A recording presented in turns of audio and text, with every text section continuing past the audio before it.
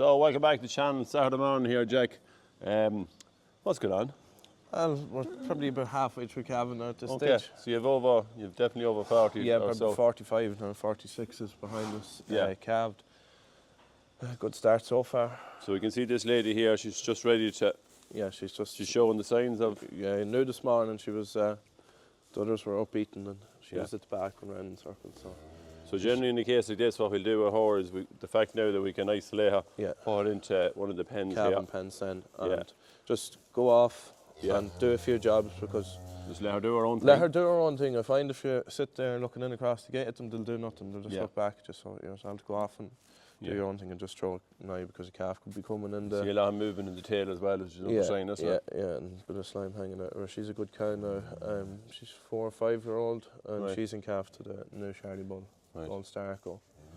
Breeding very well so far. Yeah, a bit of a windbreaker here at the back, if you see, just after the cold week. I tell you, it was a raw week. There was a whirling wind coming into the shed. It was nearly coming from the east. Yeah. So, look, just to be safe, the cows would be fine, but it's just if you do cow calved and the calves and the calving pens, just to keep out that low hardy breeze. So. Right, okay, we'll leave her alone there. She's she's unsettled. She's a little bit unsettled. We'll just walk through the pens here, explain exactly what you have calved down. And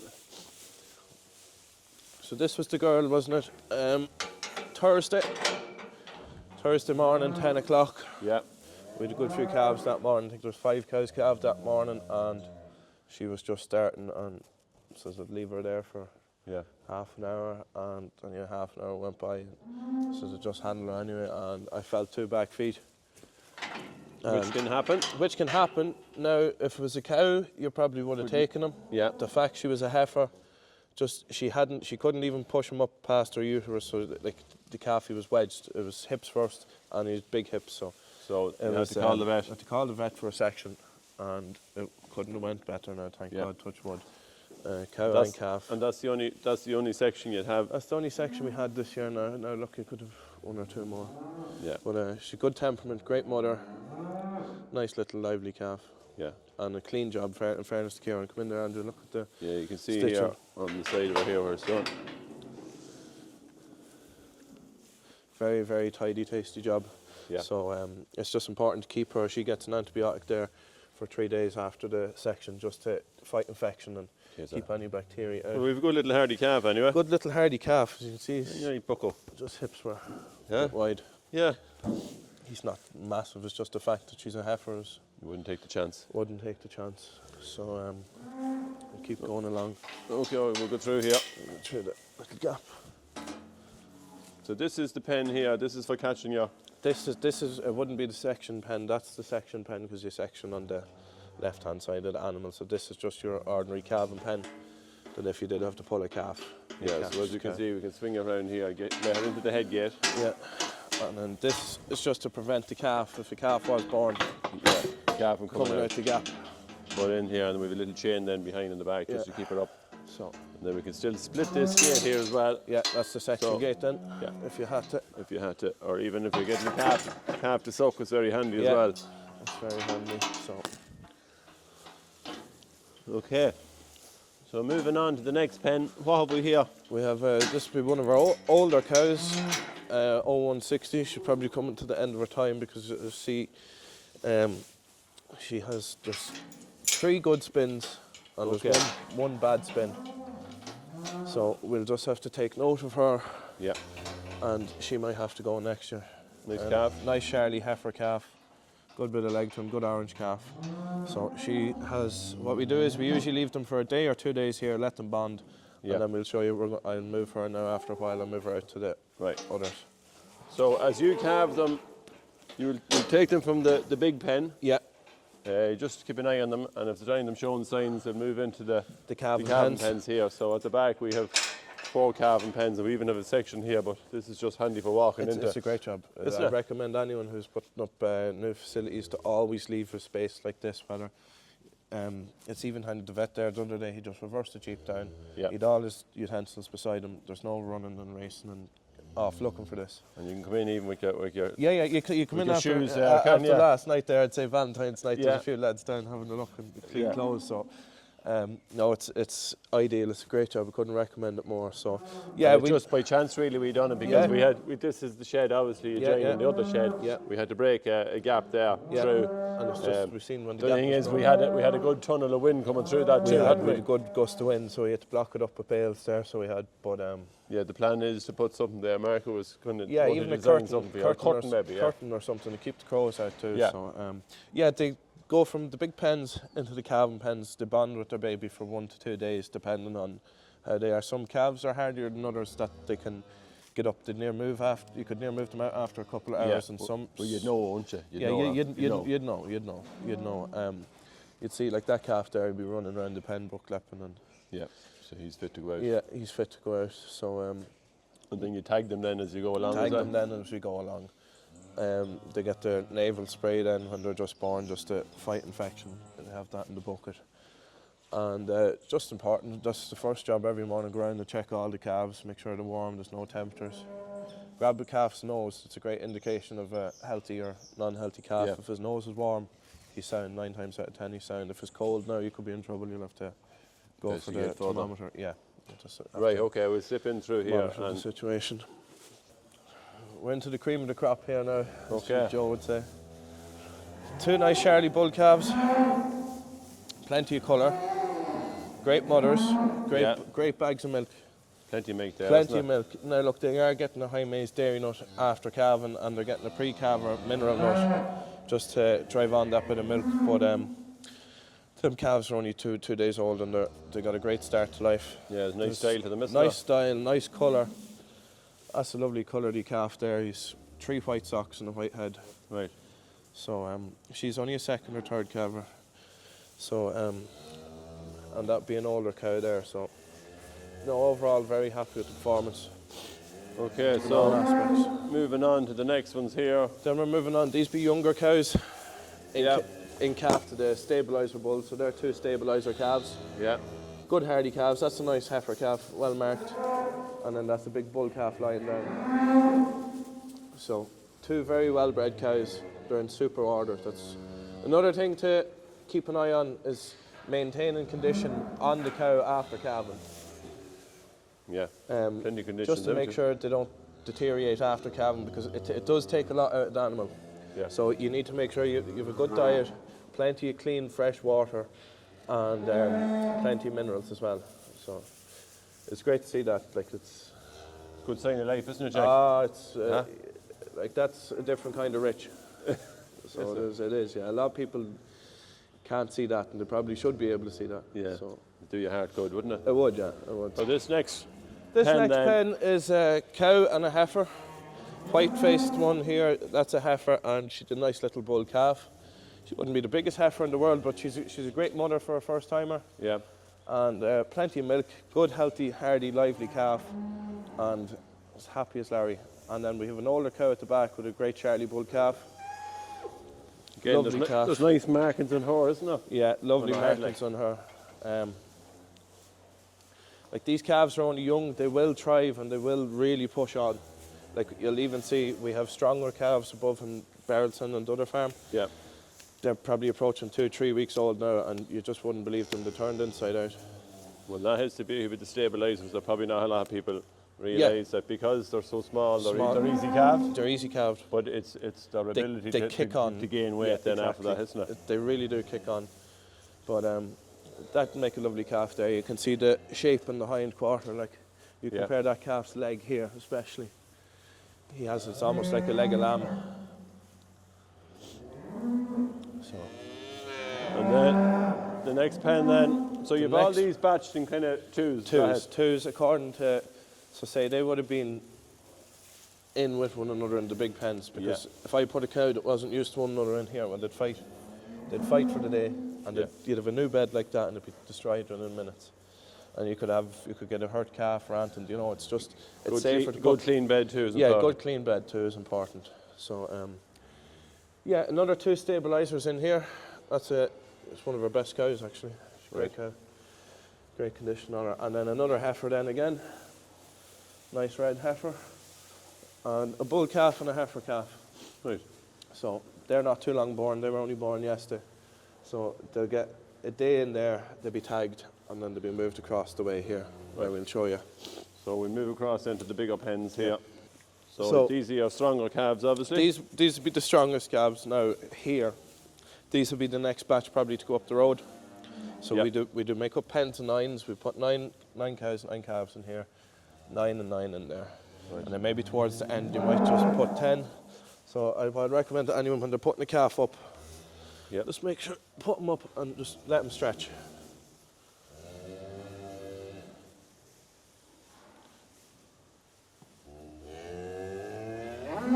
Good shape from that too. Yeah.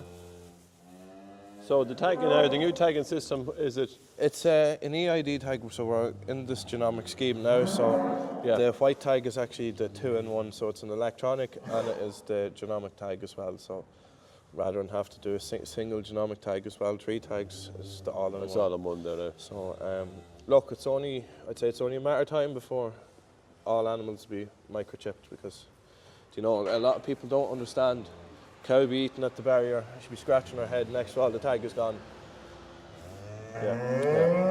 Even to be scratching off the gate, it gets caught in something, they pull the tag out of the air. So like we put 2 tags, we had 2 tags and everything before Christmas, and I'd say there's 5 or 6 cows there now that need tags again. It's just something now a lot of people need to put a bit more thinking in. There is the EID readers and they're a great job, it's a wand. Yeah. And it scans, I could scan that calf's tag from here. It is a gift, but surely we should be microchipping. Yeah, in this day and age, like just 2025, the horses are done, and not even that, but for traceability wise, it'd be no harm. So, look, I'd say they will get there over time, but So next door, then you just have we've 3 cows and a heifer. So there'll be probably I'm going to move 4 across now after a while. That'll bulk that up. To bulk that up. 4 good cows. There's a couple of new calves off the new Charlie bull.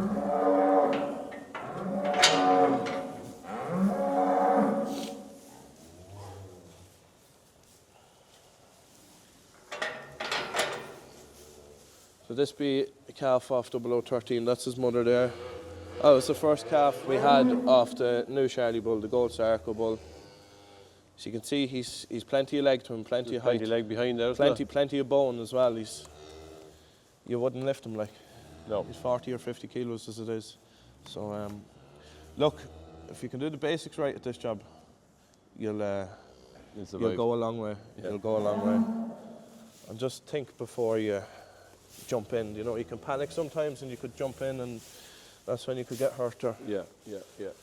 Well, I mean, they're all ground and settled there now. Yeah, they're settled now. They're settled down, just to get a few days. 100%. You just wouldn't obviously come in here after. But no. But that's one thing we would emphasise on. Like, obviously, it's mother nature. A mother's going to be protective of her child, but it's when they get overprotective and they continue after 4 and 5 days, they might let. That's it. We've no tolerance policy here for that. You have to call on that stage. Yeah, out the gate. So no, thank God we don't have to. Thank God we don't have to do that. Naturally, our stock are quiet. So right, I see you have your feed barriers there. We do. So our routine is we like to get all these pens cleaned out once a week. Yeah. Limed, disinfected, rebedded, ready for the next batch. Saturday today, so instead of me feeding Sunday, I'll feed 4 bales, 2 and 2 the far side, and then that'll do till Monday. Push it in tomorrow, and then that'll do Monday, because Sunday can be busy enough day without having to feed. Yeah, true. Yeah. So you just don't know what. Yeah, bale silage be fine anyway. They'll keep. They won't as long as you're not trying to load tons and tons of silage. So that's why you have to always be thinking ahead with this job. So you're going to feed now. Obviously, you've them all cleaned here now, and you've bedded. All the jobs are done. Yeah, so all that has to be done. Everything is what, straw blower? Everything's straw blower, bar the calving pens, bed them manually, because look, it's dust and that blowing on top of the calves. It's handy. Yeah. So no, just feed here, feed the far side, and bed the far side. What I do is I'll feed the meal first before bedding, because at least all the cows are here, you can blow in across them. Whereas if I pull up with the tractor and straw blower now, I'm going to be blowing on top of the cows. And if cows lying down, there'll be places to get missed. So at least when they're all here eating their nuts, you're just blowing across them, and you can see where you're going. Here's the phone jack there. It never stops. It never stops. Yeah, look, the straw blower is a great job. The only thing that I don't like about it personally is that it blows. And I don't, personally, my biggest disadvantage of it is the dust.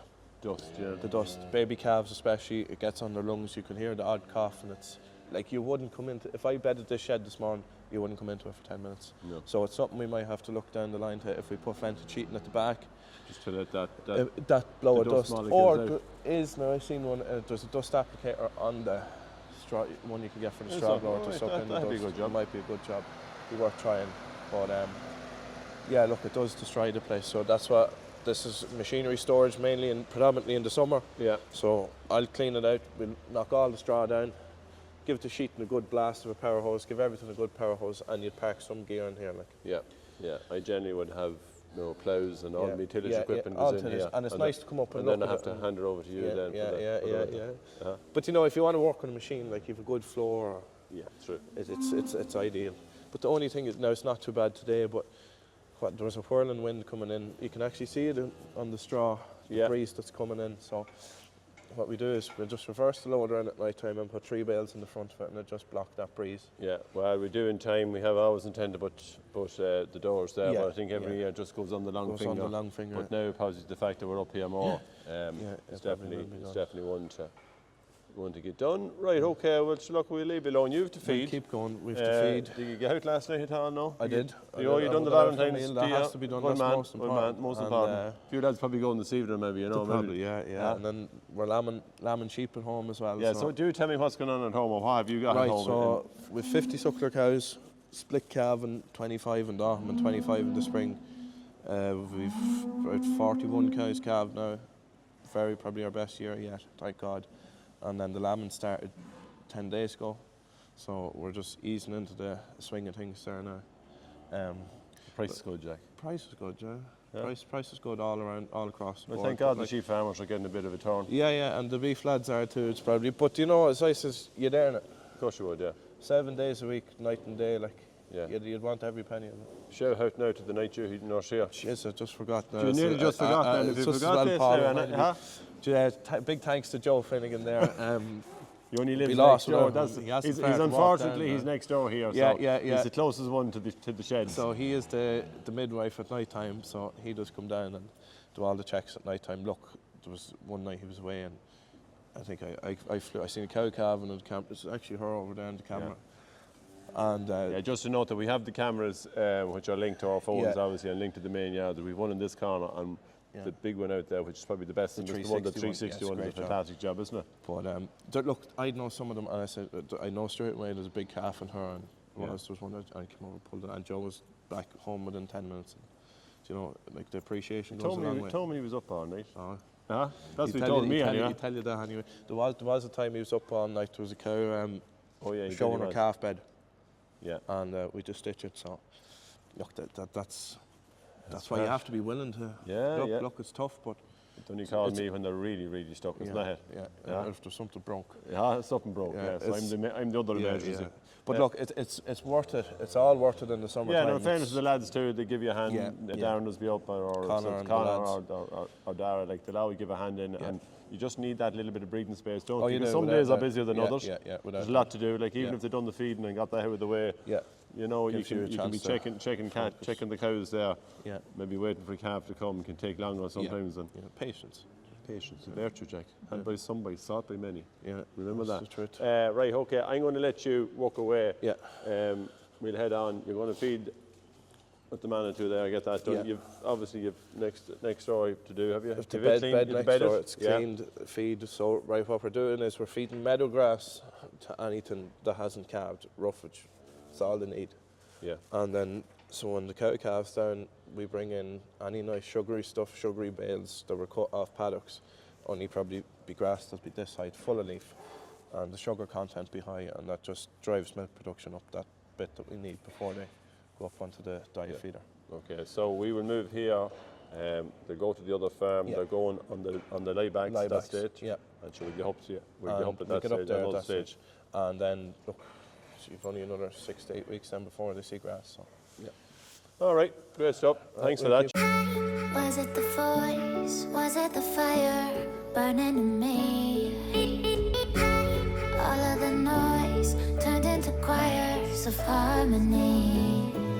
Left me with the pieces of forever that you broke.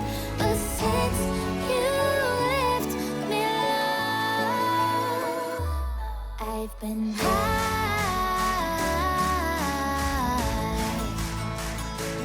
I've been high.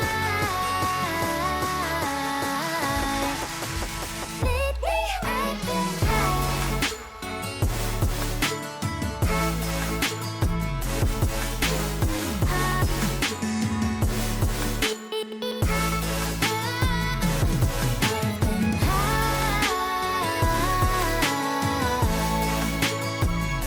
Right, so about an hour and a half later, we were looking at that cow this morning. She was trying, and she just didn't settle. So put her in, caught her head, handle her, big feet. Some cows you'd know better than others. She'd usually be a roomy cow, but this is the first year she had the Charlie bull on her. So look, it's always a chance. Put her in, handle her, big feet. There was no hope she was going to calve that calf herself. So actually one foot was crossed, and as you can see here, he's a massive big calf. Lovely markings on him, big bull calf. And then you look at this, come round here, Andrew. You look at the hips.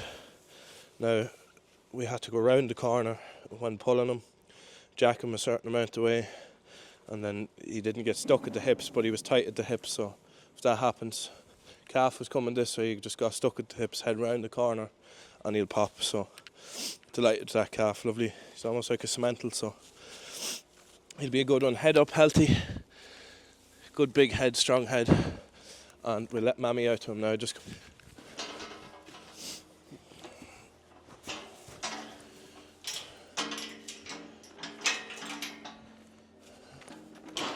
now, she's a great cow. Great mother, good bag of milk, great breeding cow. So, right, so this is the shed where Joe hides all his money. These are the strongest calves we have so far. They would have been the firstborn. Couldn't be happier. Do you good to get up and look at these calves. We have a Belgian blue heifer calf, very well bred bull, off Progressive. We're just having the name just doesn't come to me yet, but it will. Smashing calf, chest, muscle, length. She'll be a super cow maker. She won't be a show calf, but she'll make a super cow someday. A couple of nice calves then off Limousin bulls out of Progressive too. We have a powerful proper calf over here. I'll just turn him around to you.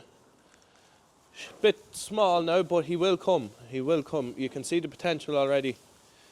The hind quarter on him, he's full of muscle. And there's another calf here. He's a bit of a down lug. This is a calf off Ardley Rolex. Another lovely bull, great head in him. Smashing head in that calf. Bit bet behind, but he probably will fill out. But shape his calf probably in it is proper. And then the rest of the calves then are off the Charlie bull, the Fiston Charlie bull. So very, very happy with them. We've colour, shape, style, size. It's another great lengthy calf over there. So no, I couldn't be happier with these batch of calves. They're flying. They've got a good start to life. So